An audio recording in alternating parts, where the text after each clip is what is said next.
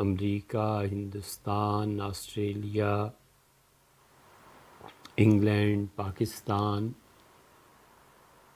اور بہت سی نامعلوم جگہوں سے ای میل، واٹس ایپ اور امریکہ میں خالد صاحب کو بہت زیادہ سوالات موصول ہوئے۔ سننے والوں کا عمل اور ان کی حسن توجہ ہے کہ گالیاں بھی پڑیں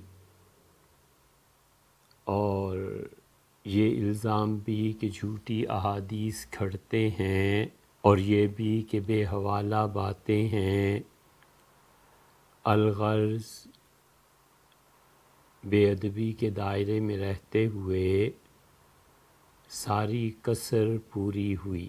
ہم اپنی گفتگو کے ایک ایک حرف کے ذمہ دار ہیں۔ دودھ کی روایت، دودھ کیسے، اور جھوٹ ثابت کرتے ہیں کہ جو کچھ بیان ہوا ہے اس سے تو یہ پتہ چلتا ہے کہ دودھ نہ پیے اور گوشت نہ کھائے۔ کہاں ثابت ہوتا ہے؟ حضور اقدس صلی اللہ علیہ وسلم نے جو بات ارشاد فرمائی ہے وہ آپ کے سامنے رکھ دیتے ہیں۔ اس میں بھی حوالہ دیا ہے مسند احمد کا، وہ نہیں سنا کہ حوالہ کہاں ہے۔ میرے بھیا آپ اس کو تحمل سے سنیے نا، کتاب بتا دی، یہ بھی بڑی بات ہے کہ بتا دی، نہ بتاتے تو کیا ہوتا؟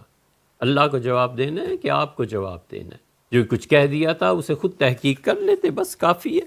اس کے باوجود چونکہ دنیا بھر سے کئی جگہ سے یہ بات آ رہی ہے کہ یہ حدیث حضرت عقبہ بن عامر الجہنی رضی اللہ عنہ کی روایت ہے، 17,415 نمبر ہے۔ امام احمد بن حنبل رحمۃ اللہ علیہ اس حدیث کو لائے ہیں۔ عقبہ بن عامر جوہنی کہتے ہیں کہ سمعت رسول اللہ صلی اللہ علیہ وسلم، حضرت رسالت مآب صلی اللہ علیہ وسلم نے فرمایا، ہلاک امتی فی الکتاب واللبن، میری امت تباہ ہو کر رہ جائے گی، ہلاک ہو جائے گی، برباد ہو جائے گی قرآن کی وجہ سے اور دودھ کی وجہ سے۔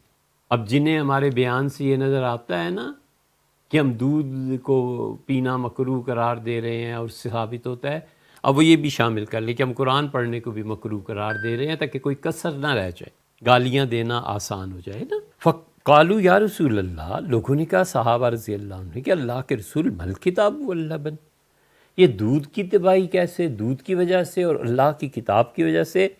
حضور اقدس صلی اللہ علیہ وسلم یتعلمون القرآن، یہ قرآن پڑھانے والے، قرآن کی تعلیم دینے والے، فَيَتَأَوَّلُونَهُ عَلَى غَيْرِ مَا أَنزَلَهُ اللَّهُ، قرآن کی آیتوں کے وہ نئے نئے مطلب بیان کریں گے جو اللہ نے نازل نہیں کیے۔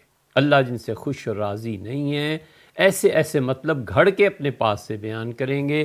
مطلب یہ ہے کہ تفاسیر لکھیں گے، بیان کریں گے، اور وہ تفسیر کتاب و سنت کے خلاف ہوگی۔ اتنا یہ عام ہو گیا ہے، اتنا عام ہو گیا ہے کہ اب تو کئی ریکارڈنگز ہیں، قرآن پاک کی تفسیر بیان کی جا رہی ہے، اپنے پاس سے اصول گھڑے جا رہے ہیں۔ جو سرکاری ملازم 20ویں 21ویں گریڈ سے ریٹائر ہوتا ہے، اب اسے ہوتی ہے کہ میں قرآن پاک کا ترجمہ کروں کسی طرح۔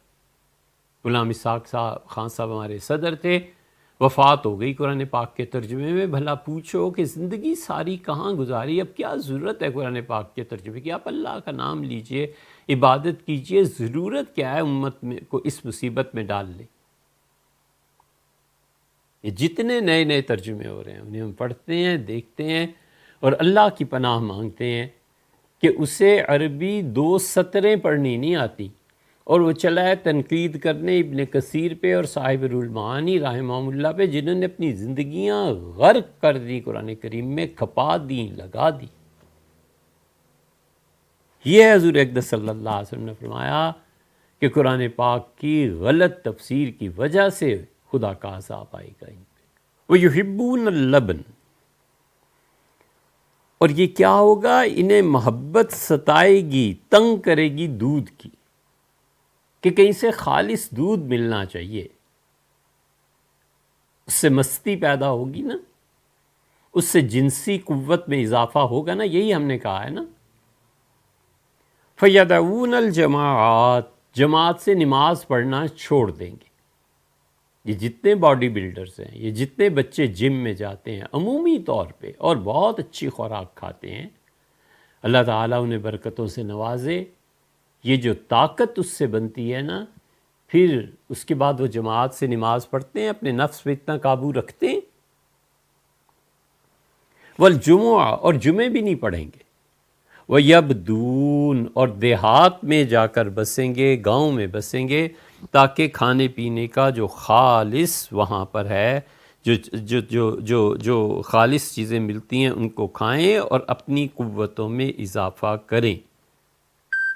اور وہ کہتے ہیں حاشیے والے کہ ابن عبد البر رحمۃ اللہ علیہ نے یہ حدیث اپنی بیان العلم میں بھی نقل اسی طرح کی ہے۔ یہ ہے جو ہم نے سنائی تھی، مل گیا حوالہ۔ آگے چلیے، یہی مسند احمد ہے، یہی عقبہ بن عامر جوہنی ہے رضی اللہ عنہ۔ بڑی عجیب و غریب باتیں حضرت رسالت مآب صلی اللہ علیہ وسلم سے بیان بھی کرتے ہیں، پوچھتے بھی تھی۔ تو عقبہ رضی اللہ عنہ نے کہا کہ ان رسول اللہ صلی اللہ علیہ وسلم قال، حضور اقدس صلی اللہ علیہ وسلم نے فرمایا مجھے میری امت کے متعلق دو چیزوں سے ڈر لگتا ہے، انی اخاف علی امتی اثنتین، دو چیزیں، القرآن واللبن، ایک قرآن کریم کے متعلق اور ایک دودھ کے متعلق۔ اما اللبن، جہاں تک دودھ کا تعلق ہے، فیبتغون الریف، یہ چاہیں گے کہ ریف کیا ہے؟ خالص دودھ سے مکھن نکالنا، بٹر، وہ کھائیں تاکہ طاقت پیدا ہو۔ اب اس پہ بھی اعتراض کر دینا کہ جنس کہاں سے آ گئی، وہ اپنے دماغ کے ولیعذ باللہ، وَيَتَّبِعُونَ الشَّهَوَاتِ، اور اپنی نفسانی خواہشات کی پیروی کریں گے۔ اب شہر ہے، وہاں پہ کسی کو گھر پہ بلانا، کہیں چھاپا پڑ جائے، کچھ ہو جائے ولیعذ باللہ، یہ ڈر لگتا ہے نا۔ تو گاؤں میں کوئی مکان بنا لیا، وہاں رات کو تاریکی میں کسی کو لے گئے، دودھ کی جو مستی تھی وہ پوری کی۔ حضور اقدس صلی اللہ علیہ وسلم یتبعون الشہوات، شہوت کی پیروی کریں گے، دودھ بھی اور مکھن اس سے نکلوا کے جو کھائیں گے۔ وَيَتْرُكُونَ الصَّلَاةَ، اور نمازوں کو، صلوات، نمازوں کو چھوڑ دیں گے۔ جب نماز غائب ہو گئی، جماعت غائب ہو گئی، جمعہ وہ نہیں پڑھنا، خدا کا خوف رہا نہیں، تو یہ دودھ اور یہ مکھن کیا آئے گا، پھر ہوگا کیا؟ وَأَمَّا الْقُرْآنُ، اور جہاں تک قرآن کا تعلق ہے، فَيَتَعَلَّمُهُ الْمُنَافِقُونَ، منافق لوگ قرآن کو پڑھنے لگیں گے وَلِيَعْوذُ بِاللَّہ۔ اور یہ منافق قرآن سے وہ چیزیں ثابت کرنے لگیں گے جو اللہ کی مراد نہیں ہے۔ یہ جتنے منکرین حدیث ہیں اور یہ جتنے بھی حدیث کو تاریخ کا درجہ دیتے ہیں، وہ سب کے سب اس میں شامل ہیں کہ وہ نفاق کی زندگیاں، حدیث کی جڑ کاٹو اندر سے۔ فَيُجَادِلُونَ بِهِ الْمُؤْمِنِينَ، اور ایمان والوں سے لڑیں گے قرآن پہ۔ ایمان والا آدمی جس سے زندگی بسر کیا قرآن کریم کے ساتھ، پڑھا ہے، پڑھایا ہے، اس سے جا کر لڑیں گے۔ آپ ہمارے زمانے میں دیکھنا چاہیں تو پرویز صاحب نے جتنا کچھ قرآن پہ لکھا ہے اس کی واضح مثال ہے۔ نیاز فتح پوری صاحب نے جو کچھ لکھا تھا وہ اس کی واضح مثال ہے۔ تو حضور اقدس صلی اللہ علیہ وسلم نے فرمایا قرآن کی تعلیم جب دینے لگیں گے منافق، یہ دین کا مذاق اڑانا ہے کہ منافق لوگ خدا کے دین میں ایسی ایسی تفسیریں بیان کرنے لگیں گے جو اللہ کو پسند نہیں ہیں۔ اور حوالے دیں، دو کافی نہیں ہیں، اور بتا دیتے ہیں، آپ سننے والے بنے، ہم اور دیں۔ یہ مجموع الزوائد ہے، وہ منبع الفوائد، نور الدین علی بن ابو بکر ابن حجر ہیثمی، ایک ابن حجر مکی تھے، ایک ابن حجر اسقلانی تھے، ایک یہ ہیثمی ہے رحمہم اللہ، تینوں الگ الگ شخصیات ہیں۔ ابن حجر اسقلانی کے تو خیر کہنے ہی کیا، بخاری کے شارح. یہ ہے ان کی زوائد 8ویں جلد ہے اس کی. اس میں وہ کیا کہتے ہیں؟ وہ کہتے ہیں کہ عبداللہ ابن عمر رضی اللہ عنہ کی روایت، عبداللہ ابن عمر رضی اللہ عنہ کی روایت میں آیا ہے. عبداللہ ابن عمر اور ہیں، عمر کے بیٹے عبداللہ، اور عبداللہ بن عمر اور ہیں. عین میم رے کے بعد جب واو آتا ہے تو اسے عمر پڑھا کرتے ہیں. آپ یقین مانیں جنہیں عمر اور عمر میں بھی تفریق نہیں نہ پتہ، وہ بھی شیخ الاسلام ہے. سبحان اللہ. وہ بھی بخاری شریف کی حدیث پہ تنقید کرتے ہیں. عبداللہ ابن عمر رضی اللہ عنہ نے کہا کہ قال رسول اللہ صلی اللہ علیہ وسلم، حضور اقدس صلی اللہ علیہ وسلم نے فرمایا، لا اخاف علی امتی، مجھے اپنی امت پہ کسی چیز کا خوف نہیں. قحط سے مر جائیں گے، خدا کا عذاب پوری امت کو مٹا دے گا، ولیعوذ باللہ. فرمایا مجھے کسی چیز کا خوف نہیں ہے، ہاں البتہ الا اللبن، مجھے سب سے زیادہ خوف اس دودھ کا ہے. حضرت رسالت مآب صلی اللہ علیہ وسلم نے دودھ کو اتنا پسند فرمایا ہے کہ باقی کھانوں کے متعلق الحمدللہ الذی اطعمنی وسقانی وجعلنی من المسلمین وغیرہ وغیرہ دعائیں آئی ہیں. دودھ پیتے تھے تو حضور صلی اللہ علیہ وسلم فرماتے وزدنا منہ، اللہ دودھ اس سے بھی زیادہ ہمیں عنایت فرما. دودھ کی بڑی تعریف فرمائی ہے. خود حضور صلی اللہ علیہ وسلم رات کو عموماً دودھ پیا کرتے تھے. وہ پینا دودھ کا اور گوشت کا کھانا الگ ہے، اس سے جو طاقت پیدا ہوتی ہے اس کا کیا کرنا ہے. حضور اقدس صلی اللہ علیہ وسلم نے فرمایا مجھے سب سے زیادہ جو اپنی امت پہ خوف ہے نا، یہ کیا ہے؟ یہ دودھ کا ہے. فَإِنَّ الشَّيْطَانَ، یاد رکھو شیطان دخل دیتا ہے بین الرغوتی والسریر. رغوہ مکھن زبدہ، والسریر، سری کسے کہتے ہیں؟ خالص دودھ کو. خالص دودھ سے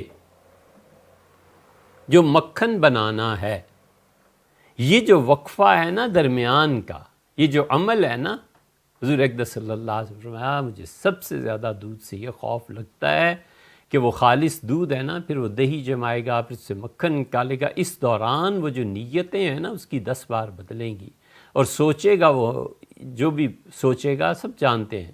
کیا ضرورت ہے اتنی لمبی بات کی؟ حضور اقدس صلی اللہ علیہ وسلم فرمایا مجھے اس کا خوف ہے اپنی امت پہ کہ یہ لوگ یہ حرکتیں کریں گے. ہلاک امتی فی الکتاب واللبن. اور حضور اقدس صلی اللہ علیہ وسلم یہ اصل میں باب انہوں نے باندھا ہے کہ ما جاء فی من یسکن البادیہ، جو لوگ دیہات کی زندگی کو اختیار کرتے ہیں وہ کیا ہے، حضور اقدس صلی اللہ علیہ وسلم نے کیوں اس سے منع کیا ہے. اور پھر اس پہ حضرت برا بن عازب رضی اللہ عنہ کی پہلی روایت لائے ہیں کہ رسول اللہ صلی اللہ علیہ وسلم من بدا جفا، جس نے دیہات کی زندگی اختیار کی اس نے جہالت کی راہ اختیار کی. جفا کا ترجمہ یہ ہے جہالت. آپ دوسرا ترجمہ کر لیں، اس نے ظلم کیا، اپنی نسلوں پہ ظلم کیا نا. یہ بچے کہاں پڑھیں گے؟ یہ بچے کھانا پینا اوڑھنا پہننا بچھونا یہ سارے آداب گاؤں میں کہاں کس سے سیکھیں گے؟ یہ جمعہ کہاں پڑھیں گے؟ یہ جماعتوں میں کیسے جائیں گے؟ جماعت فجر کی، عشاء کی، مغرب کی. اللہ کو کوئی نیک بندہ جو انہیں کتاب و سنت کی تعلیم دے گاؤں گاؤں میں ہر جگہ کہاں ہوگا؟ تو یہ ظلم کرتا ہے جو گاؤں میں رہتا ہے. عقبہ بن عامر استبرا رضی اللہ عنہ کی روایت لائے، دوسری عقبہ بن عامر جوہنی رضی اللہ عنہ کی، وہ وہی ہے مسند احمد کی کہ حضور اقدس صلی اللہ علیہ وسلم میری امت برباد ہو جائے گی خدا کی کتاب اور دودھ. عرض کیا کہ اللہ کے رسول کتاب اور لبن دودھ؟ فرمایا قرآن کریم کی ایسی ایسی تفسیریں بیان کریں گے کہ وہ تو اللہ نے بھی نازل نہیں کی. یحبون اللبن، دودھ پہ جان چھڑکیں گے. فیترکون الجماعات، مساجد جن میں جماعتیں ہوتی ہیں جماعت کی نماز چھوڑ دیں گے. ویبدون، گاؤں اور دیہات میں جا بسیں گے خالص دودھ کے لیے، ان چیزوں کے لیے، اور گناہ اس کی لذت اس کو پورا کرنے کے لیے، کیونکہ گھر میں تو ایسے کام نہیں نہ ہو سکتے ولیعوذ باللہ، تو جگہ کی تو پھر تلاش ہوتی ہے. یہ ہے مجمع الزوائد و منبع الفوائد۔ اس لیے دودھ کے متعلق جتنی بھی روایات حدیث میں آئی ہیں، حضور اقدس صلی اللہ علیہ وسلم نے یہاں پر اس کے معنی خود بھی واضح فرما دیے ہیں۔ رغوہ کا لفظ استعمال کیا۔ رغوہ اصل میں کہتے ہیں اونٹ کے بڑبڑانے کو، رغوہ کہتے ہیں آواز بلند کرنے کو، اور رغون آواز بلند کرتا ہے اونٹ جب اسے غصہ آتا ہے، آواز بلند کرتا ہے جب اس پہ بوجھ پڑتا ہے، کوئی چیز لادی جاتی ہے۔ اور انسانوں کے لیے بھی یہی استعمال ہوتا ہے،